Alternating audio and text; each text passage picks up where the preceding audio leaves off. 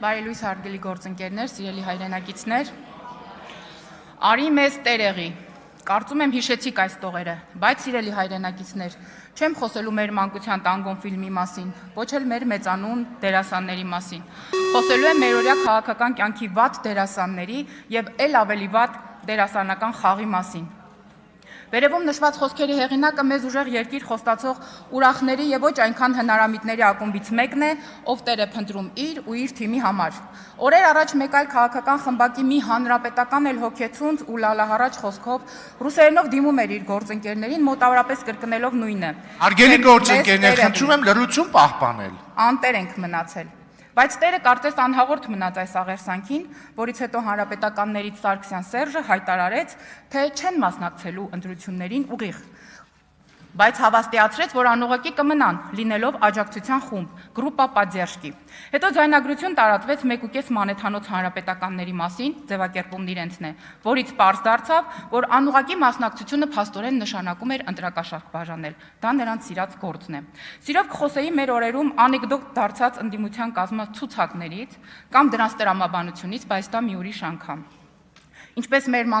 մանկության խաղերից էր, կարծես ցելա են գցել ու մարդ են ուզել, տապանում պահելու խիստ վերահսկելի, որի նավապետը վաղուց բոլորիս հայտնի է։ Տրամաբանություն չկա, բայց գոնե կողմնորոշվեք։ Երբ վարչապետն ասում է, որ գանձ եք, նեղսրտում եք, բայց իրոք գանձ եք, եւ ահա թե ինչու։ Դուք ասում եք, փակում եք դպրոցները։ Մյուս խումբը ասում է, կառավարությունը անիմաստ գումարներ է ծախսում դպրոցներ կառուցելու վրա։ Ընդդիմության մի խումբը ասում է, դուք դատարկում եք գյուղերը։ Մյուս խումբը ասում է, 16 միլիոնի ծրագիրը ընտրակաշառք է գյուղացիների համար։ Այս խումբը ասում է, դուք միլիոնավոր պարգևավճարներ եք ստանում, կենսաթոշակները 3000 դրամով չեք ավելացնում։ Մյուս խումբը ասում է,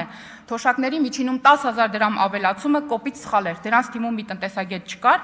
իշխանությունը վախեր ունի, իշխանությունը վախի մթնոլորտ է ստեղծում։ Դուք փչացրել եք հարաբերությունները Ռուսաստանի Դաշնության հետ, Հայաստանի Հանրապետությունը երբեք այսքան կախված չի եղել Ռուսաստանի Դաշնությունից։ Թրիփը չարիք է, գերտերությունների բախման կետ։ Թրիփը պետք է ավելի երկար լինի եւ ավելի շատ պետություններ պետք է ներգրավեն։ Ով է գերիներին դիմավորում որպես հերոսներ։ Ստալինը դրանց նմաններին յուլում էր պատերի տակ։ Գոնե քրեական գործեր հարուցեք, հետաքննություն սկսեք։ Մեր գերիներին կամ Հայաստանում են դատում կամ Բաքվում։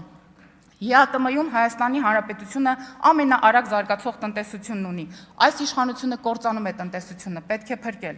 Այս ադրբեջանահաճո, թրքահաճո իշխանությունները Ադրբեջանի պահանջով ուզում են փոխել սահմանադրությունը։ Մյուս խումբը ասում է, այս սահմանադրությունը խայտառակություն է, կապ չունի Հայաստանի եւ մեր հայ իրականության հետ, րոպե առաջ պետք է փոխել։ Ասում են, քանդել եք բանակը, զենք չեք գնում, զինվորը համազգեստ չունի։ Մյուս խումբը ասում է, սրանք ուզում են զորահանդես անել, որ Ալիևին ցույց տան, թե ինչ զենքեր են առել։ Ալիևը էլ հետախուզություն պահում է, ինչ անի։ Մարդիկ բուժվելու փող չունեն, մեռնում են, անհասանելի են բժշկական ծառայությունները։ Ում է պետք այս ապահովագրությունը, բժիշկները հոգնում են։ Փաշինյանը պատերազմ է բերել։ Ինչու կանգնեցրեցիք պատերազմը։ Բիզնեսը կայունություն է սիրում, ստաբիլություն է սիրում, խաղաղություն է սիրում։ Ում է պետք այս խաղաղությունը։ Վարչապետի ընտանիքը շատ վատ էր ապրում, անգամ ասում են, շենքի կողքի բակում, խանութում պարտք ուներ։ Սերժի փեսամիշիկը վարչապետին հազարավոր դոլարներ էր տալիս։ Ոչ ոք չգիտի, ինչ են բանակցում, ինչ կա այդ խաղաղության պայմանագրում գրված։ Փաշինյանը հրապարակային խոսեց խաղաղության պայմանագրի մասին եւ պետական գաղտնիք բացահայտեց։ Սրանք ուզում են բացել Թուրքիայի հետ սահմանը։ Մյուս խումբը ասում է, հիմար են այն քաղաքական ուժերը եւ գործիչները, ովքեր չեն ուզում բացել Թուրքիայի հետ սահմանը։ Սրանք քանդում են մեր լեզուն, մեր եկեղեցին։ Մյուս խումբը հայտարարում է, ռուսերենը պետք է Հայաստանի Հանրապետությունում պետական ստատուս ունենա, այո, եկեղեցում բազմաթիվ են խնդիրները։ Իշխանությունը վախեցրել է բոլորին։ Ուր են մեր հոգեվորականները, ուր են մեր մտավորականները, ուր են մեր սպորտսմենները։ Այս իշխանության օրոք հոգեվորականները, մտավորականները եւ սպորտսմենները զբաղվում են քաղաքականությամբ։ Շարքը կարող եմ երկար շարունակել։ Կողմնորոշվեք հարգելի ընդդիմություն, կողմնորոշեք եւ մի շփոթեցրեք առանց այդ էլ շփոթված ձեր ընտրողին։ Կառավարության ծրագրում ոչ մի թիվ չեն գրել, որ գործ չանեն, ելակետային հիմք չլինի, չկարողանանք որևէ հարցում քննադատել։ Այսքան թիվ գրել եք կառավարության ծրագրում, որ ինչ անեք, ում եք զարմացնում։ Գալով թվերին, Տիկին Գյուրեղյանը ներկա չէ։ Մի անգամ ասել եմ, Տիկին Գյուրեղյանը մեր իշխանության ամենամեծ ֆանատն է։ Նա ամենաշատն է անհանգստանում մեր ծրագրերի մասին։ Ինչ խոսք հաճելի է։ Բայց կուզեի մի բան հիշեցնել։ Լևոն Մկրտչյանը ընդդիմության ներկայացուցիչներից է եւ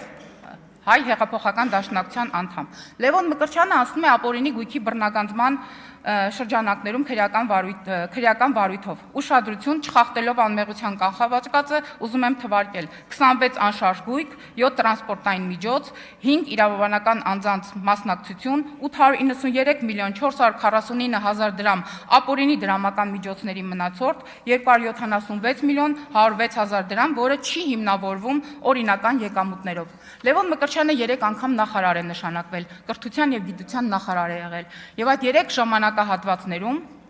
Հայաստանի Հանրապետության բոլոր դպրոցների համար այդքան աթոռ, նստարան, պատուհան չեն գնել, որքան մեր իշխանությունը երբեմն նույնիսկ 0-ից մանկապարտեզ ու դպրոց է կառուցել։ Մի անգամ Թադևոս Ավետիսյանին խնդրեցի, որ չխոսի սոցիալական խնդիրներից, քանի որ 2018 թվականին պարզ դարձավ, որ Հայաստանի Հանրապետության կառավարությունը իդեմս աշխատանքի եւ սոցիալական հարցերի նախարարության 18 մանկատան սանի պարտք ուներ, ոչ տունը կար, ոչ էլ տան համար նախատեսված գումարը։ Դուք էլ կրթություն մի խոսեք, վստահաբար այս բանավեճում դուք ասելիք չունեք։